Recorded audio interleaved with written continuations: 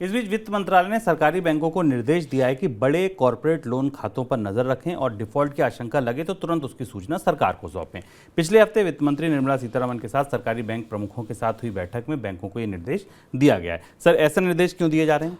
ये निर्देश भी हालांकि आमतौर पर सरकार का आरबीआई के पास एक पूरा मैकेनिज्म है जिसके जरिए जो डिफ़ॉल्ट होने वाले खाते हैं या जो एनपीएस हैं उनका मूल्यांकन किया जा रहा है। पर इसमें एक नया पहलू जुड़ गया अडानी समूह के मामले के बाद, और कल की चर्चा में भी और इस जो नया निर्देश दिया गया उसमें कहा गया कि अब बैंकों को कॉर्पोरेट लेंडिंग का के पूरे समग्र परिदृश्य के आधार पर उसके खतरे का आकलन करना होगा। यानी डिफ़ॉल्ट का खतरा केवल लंबे समय के कर्ज को चुकाने में नहीं है शुभम, की जो कंपनियों ने किसी परियोजना के लिए ले रखा है। डिफ़ॉल्ट का खतरा शेयर अगेंस्ट लोन में भी है, प्लेज्ड शेयर्स में भी है। और इसलिए अब ये कल की बैठक में भी जहाँ से बात निकली थी कि कंपनियों ने जो बड़े पैमाने पर अपने शेयर गिरवी रख रखे हैं बैंकों के पास और जिसके बदले बैंकों ने कर्ज दिए, उसकी समीक्षा होनी चाहिए। और कहीं भी अगर वित्त मंत्रालय का कहना है कि कहीं भी अगर ऐसा खतरा दिखता है तो उसे लगातार फ्लैग किया जाए। वो आप समझ सकते हैं कि अंतर्राष्ट्रीय बैंकिंग संकट, बैंकों की बैलेंस शीट में हो रहे उथल पुथल, कंपनियों के घाटे, उनके शेयरों की कीमत में गिरावट के कारण